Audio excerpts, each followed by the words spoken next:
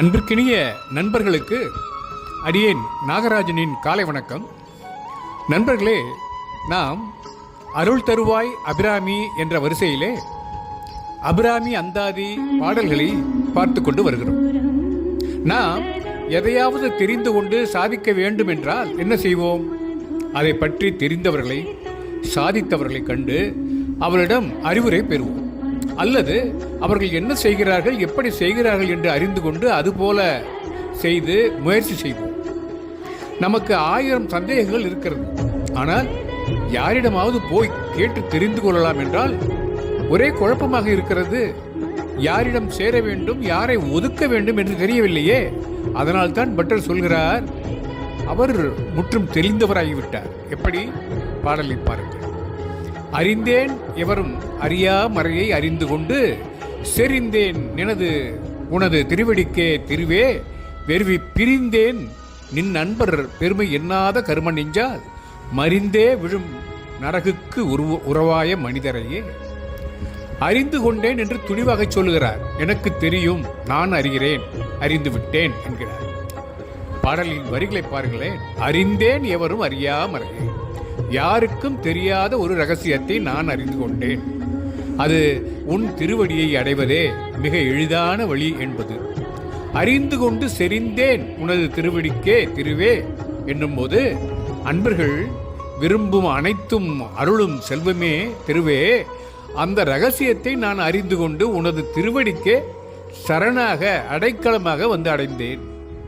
அடுத்து நின் அன்பர் பெருமை எண்ணாத கரும நெஞ்சால் என்று எதை கூறுகிறார்?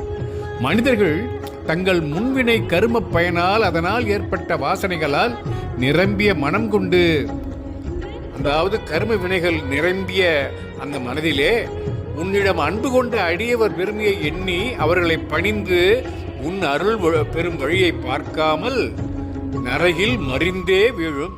தீய செயல்கள் செய்து நரகத்தில் கூட்டம் கூட்டமாய் சென்று வீழ்கின்ற நரகுக்கு உறவாய மனிதரையே என்றால், நரகத்திற்கு உறவு கூட்டம் போல இருக்கும் மனிதர்களை, தீயவர்கள் என்றால் ஏதோ பெரிய கடாமீசை வைத்துக்கொண்டு கன்னத்திலே ஒரு வெற்று தழும்போடு மறுகொண்டு கையில் துப்பாக்கி வைத்துக்கொண்டு திரிவார்கள் என்று நினைக்கக்கூடாது. நேரத்தை வீணை செலவழிப்பவர்கள், பொய் பேசி திரிபவர்கள், கோபம், காமம், ஆணவம், பொறாமை போன்ற தீய குணங்களை கொண்டவர்கள், வெட்டி அரட்டை பேசுபவர்கள், ஒழுக்கம் தவறி நடப்பவர்கள் எல்லாருமே தீயவர்கள்தான்.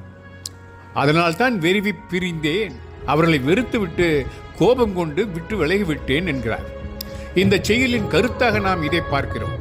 இதில் வருகின்ற சில வார்த்தைகள் மறை என்றால் ரகசியம், வெறுவி என்றால் அஞ்சி, மற்ற வார்த்தைகள் எல்லாம் வெகு சுலபமாகவே நீங்கள் புரிந்து கொள்ளலாம். நமக்கு துணை மகா திரிபுர சுந்தரி, அவளே நாம் தொழும் தெய்வம். நம்முடைய தாய் வேதங்களாக இருப்பவளும் அவளே. நம்மை நல்ல நிலைக்கு உயரச் செய்கின்ற சக்தியும் அவளே.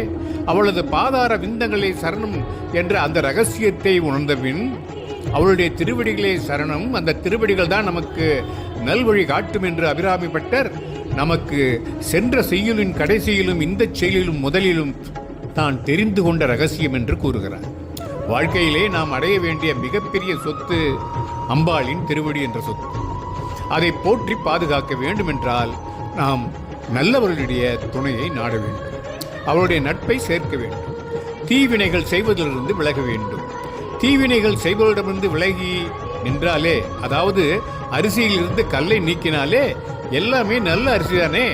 அதனால் தீயவரை ஒதுக்கிவிட்டால் நல்லவரை அடையாளம் காண்பது எளிது. தீயவரை ஏன் ஒதுக்க வேண்டும்? ஏனென்றால் அவர்கள் நரகத்தில் உழன்று தவிர்க்க இருக்கின்றார்கள். நரகத்திற்கு செல்லாமல் நாம் மறுபிறவியில் இருந்து விடுபட அம்பாளின் திருவடிகளே நமக்கு வழிகாட்டும் என்பதைத்தான் இந்த செயலில் மிக தெளிவாக கூறுகிறார். சேர வேண்டிய விடம் என்றால் அது அன்னையின் திருவடி. அடி பற்றியவர் தானே அடியார். இங்கே அன்னையின் அடியார் அன்பர் கூட்டத்தின் பெருமை பேசப்படுகிறது. அன்பர் பணி செய்ய என்னை ஆளாக்கி விட்டுவிட்டால் இன்ப நிலை தானே எய்தும் பராபரமே என்று பேசுகிறார் தாயுமானவர். அன்பர் கூட்டம் களத்தலே இறைவனுக்கு அரும் தொண்டு என்று தானே ஆண்டாள் கூட கூட்டத்தை சேர்ந்து கொண்டு கோவிந்தன் புகழ் பாடுகிறாளே. அன்பர் கூட்டத்திற்கு அப்படி என்ன பெருமை? அது ஏன் அவ்வளவு முக்கியமானதாக பேசப்படுகிறது? இறைவனுக்கு தனது அடிசேரும் அடியார்களை விட தன் அன்பர்களின் அடிசேரும் அடியார்க்கும் அடியாரையே மிகவும் பிரியமாக கருதுகிறார். தன்னை பிழைத்தவர்களை விட அவர்கள் கூட மன்னித்து விடுவான். ஆனால் தன் அடியார்களை பிழைத்தவர்களை, கொடுமை செய்தவர்களை அவன் ஒருபோதும் மன்னிப்பதே இல்லை. இந்த பாடலிலும் அந்த பரமனும் சரி, அந்த அபிராமியும் சரி, அன்பர் கூட்டத்தை ஏன் அவ்வளவு உயர்வாக கொண்டாடுகிறார்கள் என்றால், அந்த பகவானையும் விட உயர்ந்தது அவனுடைய கமல பாதங்கள். அந்த பாதங்களை பற்றி இருக்கும் அடியார்கள் அல்லவா, அதனால் அவர்கள் மிகவும் உயர்ந்தவர்களாம். அப்படி மிகவும் சிறந்தவர்களாக இருப்பதனால்தான் அந்த அன்பர் கூட்டம் கலந்து இருத்தலே இறைவனுக்கு உகந்ததாக இருக்கிறது. அப்படிப்பட்ட அந்த அன்பர்களின் பெருமையை எண்ணாமல் இருக்கும் மனிதர்கள் அற்பர்கள் அன்றி வேறு யார்? விபீஷணன் ராவணனுக்கு எவ்வளவோ சொல்லி பார்த்தான். ராவணன் கேட்பதாக இல்லை. அவன் செவிகளில் ஏறவே இல்லை. என்ன செய்தான் விபீஷணன்? ராவணனை விட்டு பிரிந்து ராமனின் தாள் இணைகளை சேர ஓடி வந்து விட்டான். அதுபோல இங்கே பட்டரும் இப்படிப்பட்ட அற்பர்களை விட்டு பிரிந்தேன் என்கிறார். மறை என்பதற்கு வேதம் என்று பொருள். அதனை மறை என்று ஏன் குறிப்பிட்டார்கள்? அறியாமை என்னும் திரை மறைத்திருப்பதால் தானே. ஒரு தகுதியான மாணவனுக்கு தகுந்த உபாத்தியாயரால் திரை விளக்கம் செய்யப்பட்டு அது கற்கப்பட்டதால் அது மறைபொருள் ஆகிவிட்டது. வேதத்தின் உட்பொருள் ஆய்ந்து பார்ப்போருக்கு மட்டுமே விளங்குவதால் அது மறைபொருள் என்கிறோம். எவரும் அறியா மறை என்று சொல்லாடல் மேலெழுந்த வாரியாக பார்த்தால் மிகவும் அர்த்தமற்றதாக தெரிகிறது. மறை என்பது மறைந்திருப்பது. அப்படியானால் அது எவரும் அறியாதுதானே. ஆனால் இங்கே தான் தனக்கு மட்டும் தெரியும் என்கிறார் பட்டர். அபிராமியை அடையும் நெறியையே இங்கே குறிப்பிடுகிறார். அந்த சாத்த நெறியை அபிராமி அடைய செய்யும் என்கிறார். அந்த சிறந்த வழியை முழுக்க அறிந்தவர் யார்தான் இருக்க முடியும்? இதோ நான் இருக்கிறேன் என்கிறார் பட்டர். அந்த மறை காட்டும் முதற் பொருளான அபிராமியை நான் அடைந்து விட்டேன் என்கிறார். அந்த அம்பிகையின் பாத கமலங்களை நான் அடைந்து விட்டேன். அந்த மறையின் முதலாகவும் முடிவாகவும் இருக்கும் அந்த பாத கமலங்களையே அடைந்து விட்டேன் என்று பேர் உவகை கொள்கிறார் பட்டர். அவளது அறிஞால் தானே அல்லவோ எவரும் அறியா மறையை அவரால் அறிந்து கொள்ள முடிந்தது. இங்கே செறிந்தேன் எனது திருவடிக்கே என்னும் இடத்தில் வரும் ஏகாரம் மிக அழகானது. இங்கே அபிராமி பட்டரும் யாவரும் அறிய முடியாத மறையை அறிந்து கொண்டேன். அப்படி அறிந்த அறிவின் முடிவாக நீயே கதி என்று தேர்ந்தேன். உனது அடியே வந்து சேர்ந்து விட்டேன். வேறு எந்த தெய்வத்தையும் நாடி செல்லவில்லை. உனதடி மட்டும் துணை என்று வந்து விட்டேன் என்று சொல்லவில்லை என்று சொல்கிறார். திருவள்ளுவரையும் இதே போலத்தான் சொல்கிறார். கற்றதனால் ஆய பயனன்கொள் வாலறிவன் நற்றாள் தொழார் எண்ணின் என்று சொல்லும்போது, படிப்பதனால் கற்பதனால் என்ன பயன்? அனைத்தையும் அறிந்த அந்த இறைவனின் தாள் தொழுவது அல்லவோ கற்பதன் பயன். இங்கே பட்டர் எவரும் அறிய மாட்டா அந்த மறையை அல்லவா அறிந்து கொண்டிருக்கிறார்.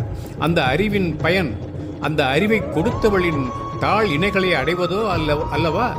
அதுதானே நீண்ட நிலைத்த இன்பம், அரும் செல்வம். இதனால் தான் அபிராமியை இங்கு பட்டர் திருவே என்று அழைக்கிறார். அந்த முழு முதற் பொருள் நம் வினைகளையும் தீர்த்து நம்மையும் ஆண்டு கொண்டு நம்மையும் தன் பாதார விந்தங்களில் சேர்த்து கொள்ள நாம் இந்த பாடல் மட்டுமல்ல இனிவரும் பாடல் வழியாக பிரார்த்தனை செய்வோம் என்று கூறி, நாளை இன்னொரு பாடலுடன் உங்களை சந்திக்கிறேன் என்று கூறி விடைபெறுகிறேன். நட்புடன் நாகராஜன். வணக்கம்.